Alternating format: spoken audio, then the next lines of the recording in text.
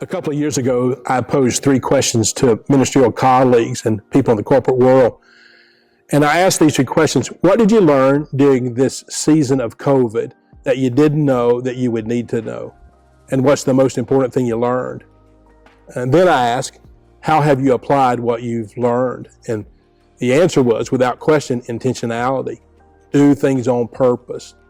And out of those conversations came an action plan of intentionality. And for us, it was to place a candle on a communion table that became a visible image of decisions made for Christ. Without this visible image, it was easy for 1 week with no decision to become 2 weeks and then 3 weeks until a year has passed and there has been no decisions for Christ. The candle would be lit on Sunday morning if someone made a decision for Christ during the week, and it would remain dark if no decisions were made. I had to really think about that plan of action because it created great accountability. And to my surprise, it had the reverse effect. The congregation began to take ownership. The candle was either lit in celebration or dark in challenge. A lit candle meant someone had accepted Christ. When it remained unlit, it spurred us to action and to prayer. It reminded us that we exist for more than weekly services. We exist to bring people to Jesus. We exist to be the light of the world. Will called to schedule his first 8-week Bible study that we do with every new believer. When he called, he said, hey, I want to bring my friend Emmett. He needs Jesus too.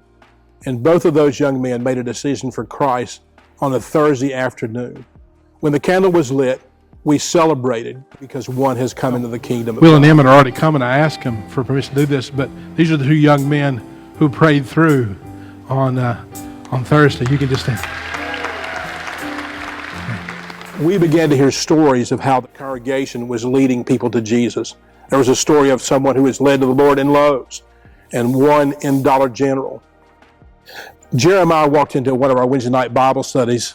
He didn't know a person in the room. He was in his early 20s. But when he walked into the room, people just got up out of their chairs in the middle of Bible study and hugged him and said, we're glad you're here. At the Bible study, at the end of the Bible study, I asked him this question. I said, how did you come? And his answer was, Jakari brought me. Jakari just keeps coming to the Dollar General where I work. And he says to me, you look like you need a word from the Lord. And he's right. I do. And so here I am. Jakari and his brother Desmond have been instrumental in bringing people to Jesus almost every week. They are taking the light everywhere they go in search of the lost. A 7-year-old started asking a lot of questions, spiritual questions of her parents, and they did their best to answer her questions.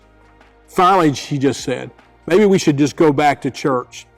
And so Audrey brought her entire family back to church, and she has since then made a decision for Christ. And on the Sunday, Audrey was baptized. Her dad was baptized with her along with her brother.